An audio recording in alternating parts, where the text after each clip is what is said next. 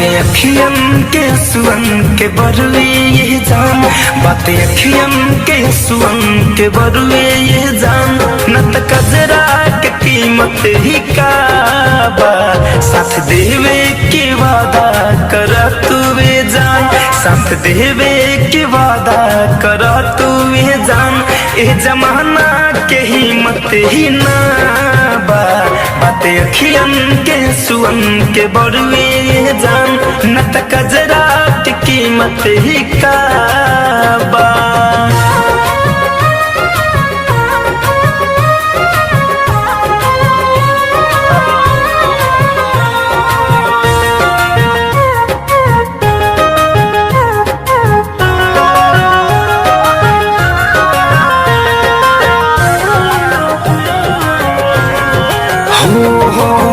कितनो सितम होई इसके न कम होई, वादा बा प्यार तुझसे जन्म जन्म होई।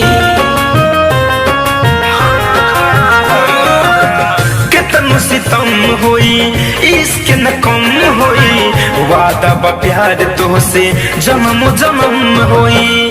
सच कही त तू सीरियस ना बारू, सच कही त तू सीरियस ना बारू।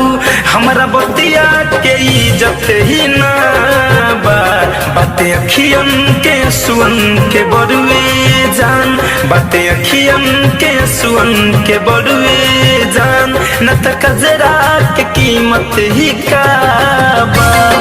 Music by Alok Rai.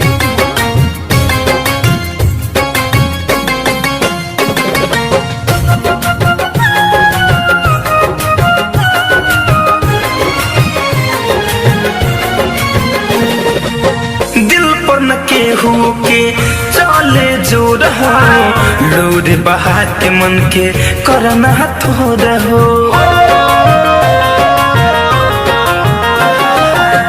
दिल पर न केहू के चले जो रहो, लोर बहा के मन के करना थो रहो।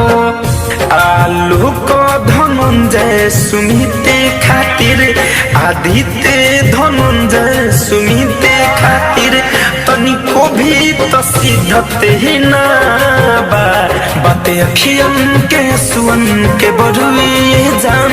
न त कजरा के कीमत ही का बा, बातें अखियन के सुअन के बरुए